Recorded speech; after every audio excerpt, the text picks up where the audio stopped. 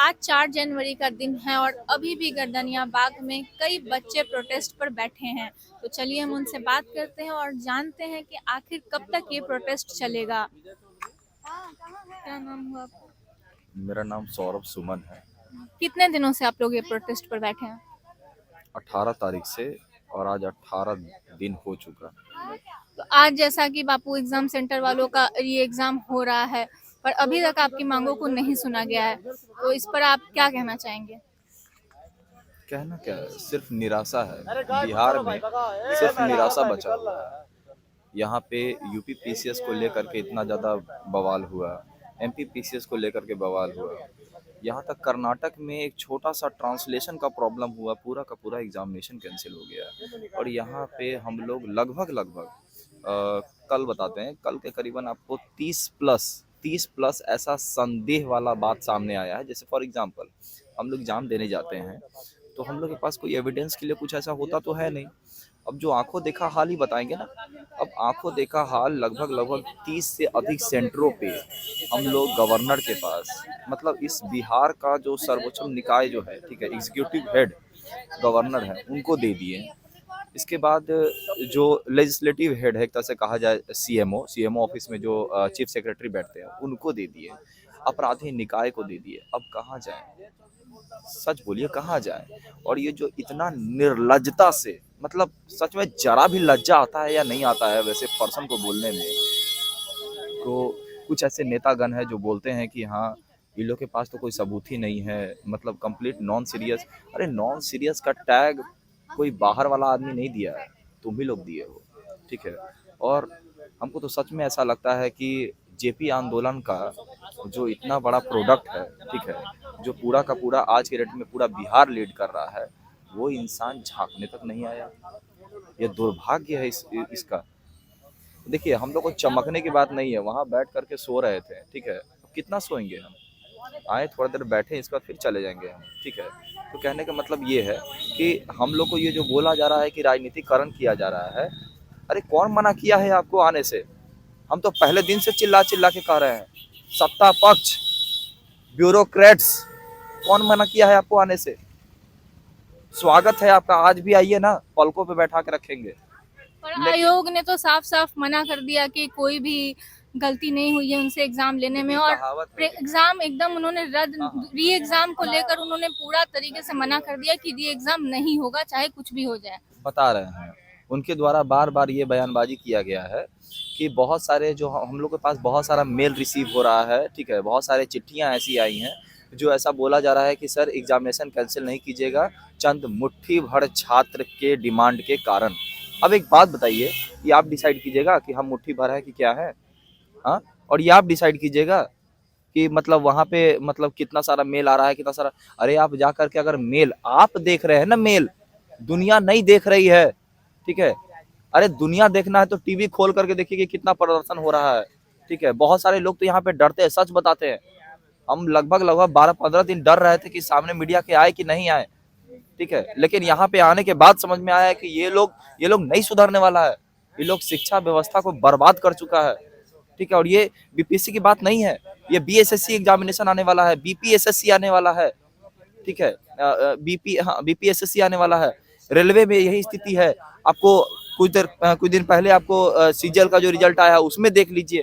अरे कौन सा एग्जामिनेशन दे? वो जो मर गया, ठीक है, समझे है कि मतलब बीपीएससी का अभ्यर्थी था, मर गया। ऐसा नहीं है कि उसके पास बहुत सारा उपाय होता, लेकिन कौन से उपाय के तलाश में रहे? पैसा शिक्षा नहीं है हमारे विभाग पास। से पूरा तरीके से वो हताश हो गए, और प्रशांत किशोर भी अपने इंटरव्यू में कह रहे हैं कि बिहार में हर पद बिका हुआ है, आप पैसे फेंकिए और आप उस पद पे चले जाइएगा। तो एज ए स्टूडेंट आपको क्या लगता है कि ये सही में सच है, बिहार में शिक्षा व्यवस्था की ऐसी स्थिति है, या फिर कहने कहानी की बात है? हमारे फ्रीडम फंडामेंटल राइट का ना धज्जिया उड़ा दिया गया है, ठीक है। धज्जिया उड़ा, बोलिए तो हम एकदम सीरीज से आपको फंडामेंटल राइट्स बता देते हैं कौन कौन सा वायलेशन हो रहा है। अरे 14 का वायलेशन है, ठीक है, 16 का वायलेशन है, ठीक है। इसके बाद आपको क्या कहते हैं उसको, डीपीएसपी में भी जो शिक्षा का है वो आपको है, ठीक है। हम लोग को जो लीगल एड मिलना चाहिए था अभी तक, फ्री लीगल एड, अभी तक कोई नहीं पूछने आया है, उसका वायलेशन है 39 का, ठीक है। तो कहने का मतलब यह सीरीज से वायलेशन है। कितना चिल्ला चिल्ला के कहें, लेकिन ये बहरी है। मतलब क्या बोला जाए, पूरा सिस्टम ही करप्ट हो चुका है।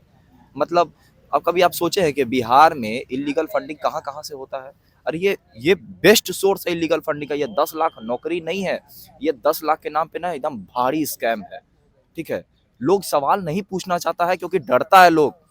ठीक है, हमको भी डर लग रहा है कि हम आज ये बात बोल रहे हैं ना, हो सकता है कि मेरे ऊपर एफआईआर हो जाए। कितनों के ऊपर एफआईआर हो गया है और छुड़ाने वाला भी कोई नहीं है। घर में सिर्फ मम्मी है, क्या करेंगे, कहाँ जाएंगे? जेल की रोटी खाने का नौबत है। अब रोड पे तो आ गए हैं। ये तो हमारी सरकार की एकदम हताशा भरी उन्होंने ऐसा सिचुएशन कर दिया है कि बच्चों को ये सब देखना पड़ रहा है। तो आखिर कब तक आप लोग ये प्रोटेस्ट कंटिन्यू रखेंगे? देखिए, जब कि सरकार की तरफ से कोई रिस्पांस तो आ नहीं रहा है। सरकार एक बार बच्चों से बात करने तक को तैयार नहीं है और आयोग ने भी साफ साफ मना कर दिया कि वो री एग्जाम नहीं लेंगे। उल्टा आज से एग्जाम हो भी रहा है। ये एकदम क्लियर क्रिस्टल ये दिख रहा है कि अब इन लोग के बस की बात नहीं है, क्योंकि चोर अपनी चोरी नहीं मानने वाले, स्वीकार करने को तैयार नहीं है। ठीक है, तो हम लोग के पास अब एक ही है कि लेजिस्लेटिव फेल हो चुका है, एग्जीक्यूटिव फेल हो चुका है, तो we will move to judiciary.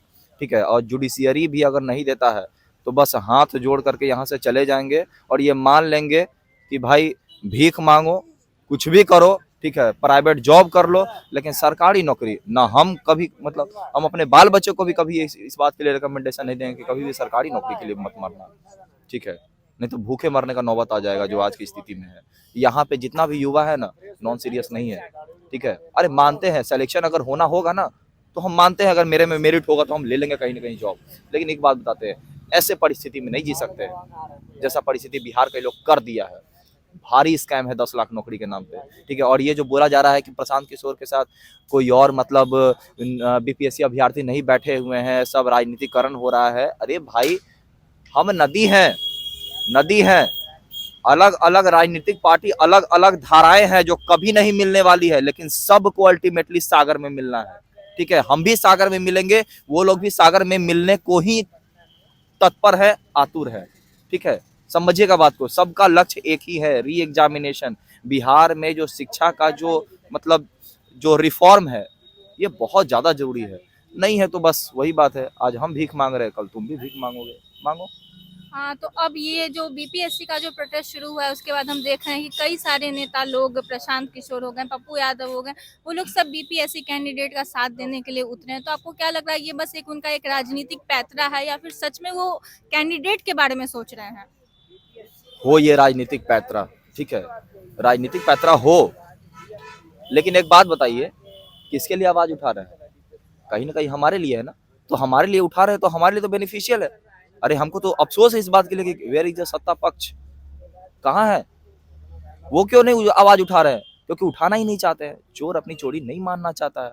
ठीक है, अब वो विपक्ष की बात है।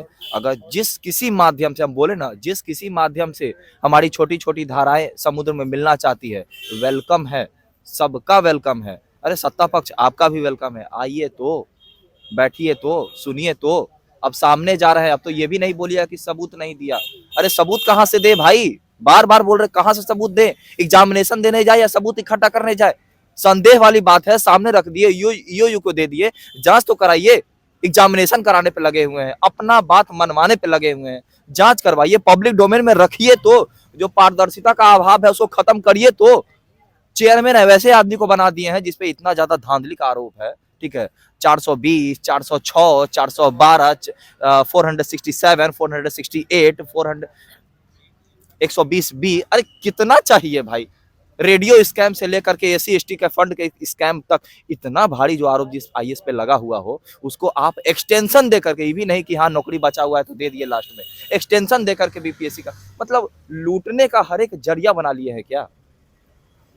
अरे चले जाएंगे यहाँ से, बोल तो दीजिए ना कि हाँ मरो जा करके, लेकिन यहाँ नहीं देंगे तुमको।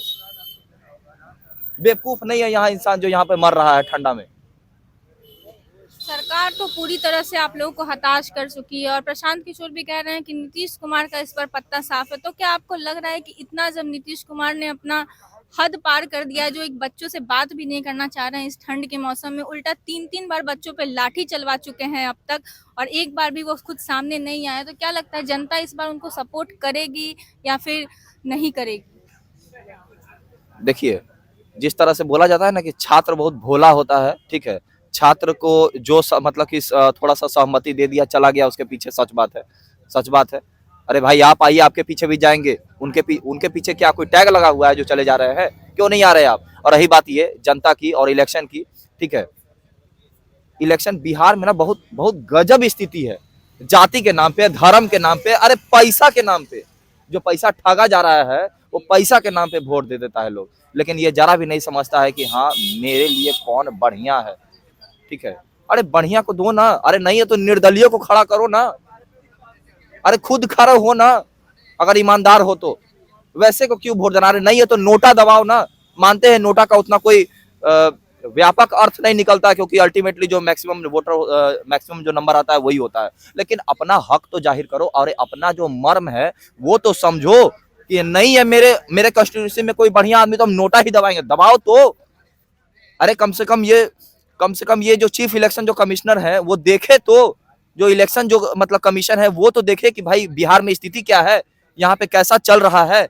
ये रिप्रेजेंटेटिव है, यहाँ के लायक रिप्रेजेंटेटिव है ही नहीं। अरे कुछ तो कमीशन बैठे, मूर्खों की तरह जा करके कुछ भी यहाँ पे दबा दोगे, पहला नंबर और दूसरा नंबर, तो भुगतो, क्योंकि यही करवा ही रहे हो बिहार में। उन लोग को डर नहीं है। 20-20 साल से जो यहाँ पे सत्ताधारी पक्ष बैठा हुआ है, डिक्टेटर नहीं बनेगा तो क्या बनेगा? और जो विपक्ष में आएगा फिर वही हरकत वो भी करेगा। तुम अपना हक नहीं मांगोगे तो भीख ही मांगो, क्योंकि यही मांग सकते हो।